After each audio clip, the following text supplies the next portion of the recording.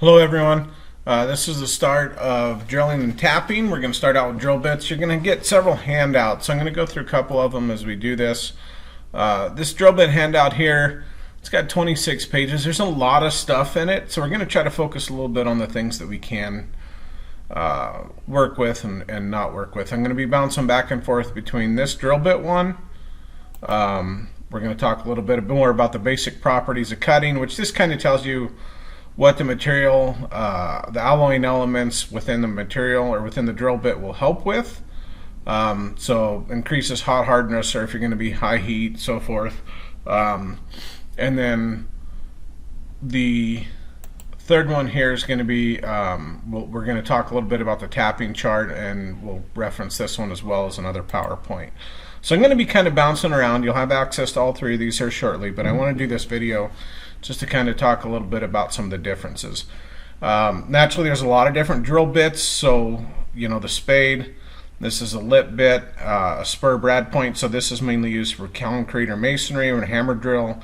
It's got this big heavy front end on it. And this one goes from, say this is a 3/4 inch, and it goes down to a 1/2 inch shank, so you can fit it in most hand drills, right? And then your twist drill bit. So these are kind of what we're going to talk about, break some parts down and go forth with.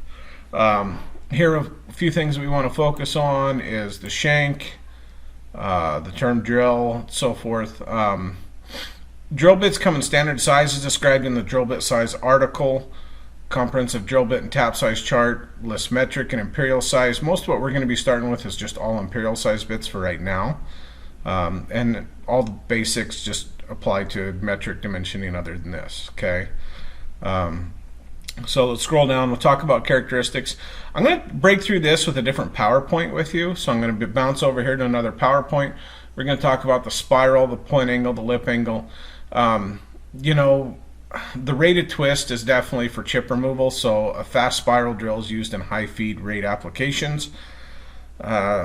Naturally, if you're getting to use these, then you've probably had some more extensive training than what we're going to discuss here. So I wanted to come back here to this other PowerPoint. Okay, the other ones are handouts. This one's actually going to be a PowerPoint in this section.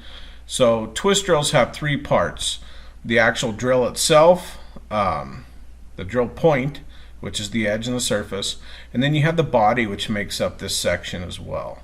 Okay, let me go up into this. So the body of it, and then the shank. And there's two different types. This is what we call a Morse tapered shank. So this is particularly if you're doing a lot of heavy drilling or in certain machines other than a Jacobs chuck. All right. Yeah. So let's discuss that a little bit more. Let me back up one section here. There's three different types of cutting tool materials.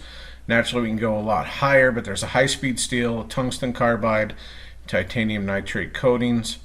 But here where we start to break down the parts of the actual drill point. Okay, so as we look back here, this hill is right here. So these two sections are called our flutes, right? You're going to hear me refer to these two sections as our flutes. And the heel is on the tail end of that flute. So the heel is right here. And if you notice, it's always below this section. I've seen people wear out this front end and smooth it down to where the heel was actually higher than the front point, because all of your cutting actually happens right here on this lip. This lip right here is where all the cutting action takes place. Your chisel point actually doesn't do any cutting at all.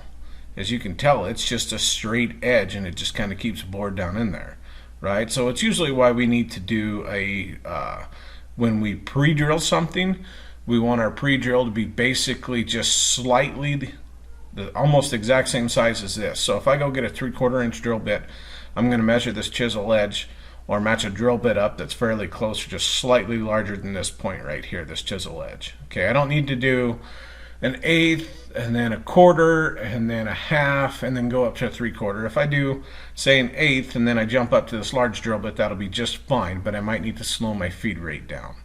All right, so for most applications, the other handout talks some more about plastics and wood and stuff like that. Plastics, you're going to have a lot sharper angle here. So if you see a drill point that's come to like a 90 degrees or sharper, then usually it's on a softer material. 118 degrees is typically what we want. It's a good general application for it. And then our angle here, we want to be about an 8 to 12 degrees, and then 120 to 135 in this section.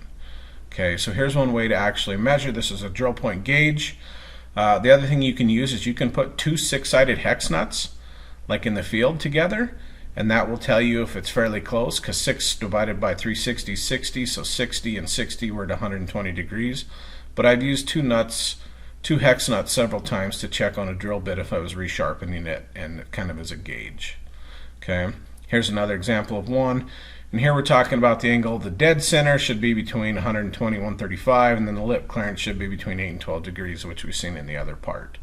Okay, so our helix angle is this section here, so from the center line to our twist rate, right? And then let's break down a couple other sections. Naturally, we talked about the flute already, which carries our chips and our byproducts out of the hole. And then our body clearance, as you can tell, our body is lower than our margin. So this picture doesn't necessarily show it, but it might only be by a couple thousandths. So that way, the chips between the margin, which is actually the fine machined edge right here, the hardened edge, the cutting edge, is actually called the margin. Okay, and the body clearance is a little bit lower than it. So in this case, this should be down just a couple thousandths from where it is. It shows a smooth transition.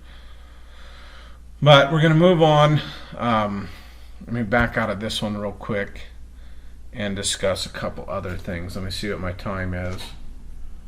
I'm at 6:45. I need to keep these videos about under 15 minutes, so I'm kind of bouncing back and forth between the two. Let me find right here. So we've kind of covered a lot of the drill bit sections here.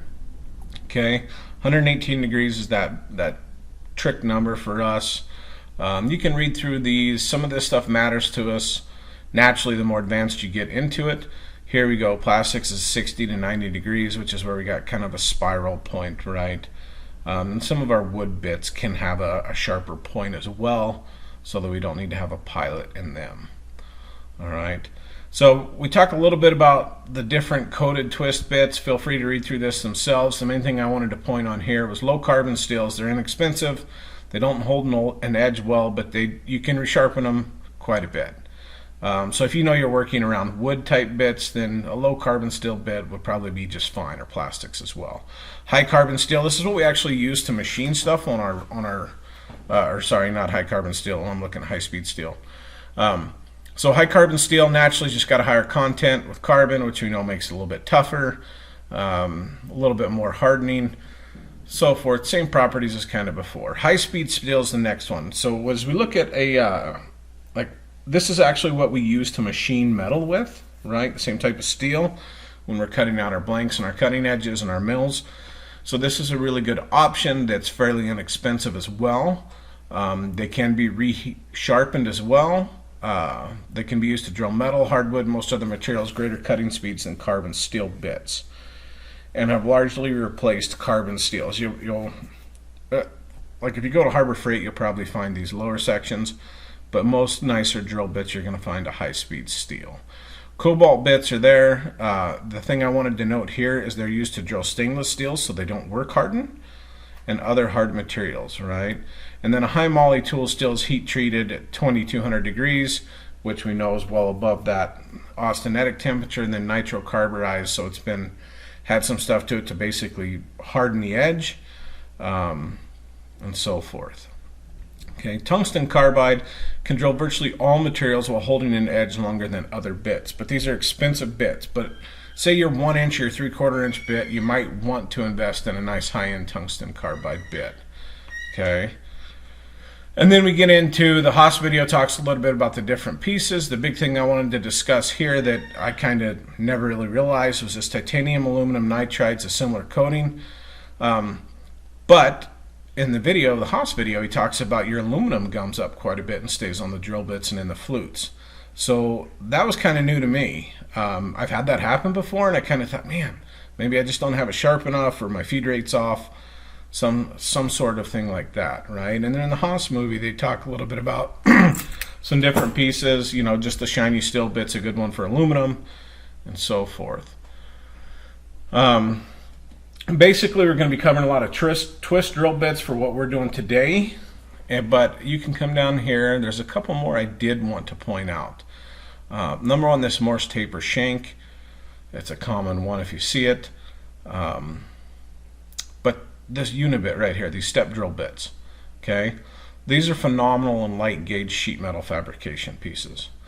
They work well. They have a tendency to stay there, and I've been able to take a nice file and sharpen this edge and keep them going quite a while without having to grind them. It's always good in your toolbox in fabrication to have a couple unit bits in there. They're very valuable. All right. Naturally, a hole saw as well. Keep in mind, usually when you're doing a hole saw, you're cutting softer materials or so forth. But make sure you've got an arbor and then the actual saw. The arbor comes out separately, so forth. I'm going to switch back over. Let me just kind of run through these real quick so we can be done with this handout. Core drill bit. You're not going to see a ton of these at the beginning. The only one you're going to see really of a core is if you're extracting the core, like for concrete, if you're drilling a hole in the wall doing construction, and things of that nature. Okay. We're going to talk a little bit more about countersink and the other one. Left-hand drill bits. Mainly the one thing I wanted to talk about with left-hand drill bits right here is, sorry, my that come up. Apologize for that. They're twist drill bits and are predominantly used in the repetition engineering industry on screw machines or drilling heads. The biggest thing that we're going to use a lot of left-handed drill bits for is to try to back a broke bolt out, right? Works really well if you snap the bolt off and you put that left-hand drill bit in there and you run it in reverse, then sometimes you can get that bolt backed out. And it just basically, you can see the flutes run the opposite direction if you look at it, all right? And you do have to run it in reverse, okay? But same rules apply as everything else. I'm not going to spend a ton of time on this wood drill bit. For the most part, we're there. There are a few cases that you're going to get into this. Spade drill bit, auger bits, Forstner bits. A Forstner bit just comes down in and makes a nice hole without going all the way through, basically for like a dowel plug, right? If you're going to want to go through a wall, if you're doing putting plumbing in or going through there, then you're going to be looking at an auger bit for wood. These usually you want to go nice and slow. Don't go super fast or you'll strip the head out and it won't feed like it's supposed to. Okay. And that's kind of where I'm going to stop for this document alone. And we're going to switch back over to this PowerPoint and hit the last couple minutes on this. Okay, so I got about 2 minutes left. I'm going to end in about a minute and go from there. All right, so we're here. We talked about the different parts. Let's talk a little bit about a center drill and a spot drill. So this is a spot drill. See how it just comes down at this one big angle? Spot drills work really nice. They're big, heavy. Most machinists will use them. And you might see a center drill bit like this where it steps down. The big thing with the center drill bit is you want to center drill it to where you're just barely starting to come up this chamfer. So when we put it in the lathe, then you're able to put the dead center right in there. Okay. These have to be run at high speed or they will snap. Okay. All right, this is a picture of a Jacobs chuck, just like what we have on most other drills, like our hand drills and everything else. A Jacobs chuck, we either have a key or a keyless one like on our hand drills. Okay, I'm going to stop there. We're at 14 minutes. We're going to continue part 2 when I come back, and we will continue on with this conversation.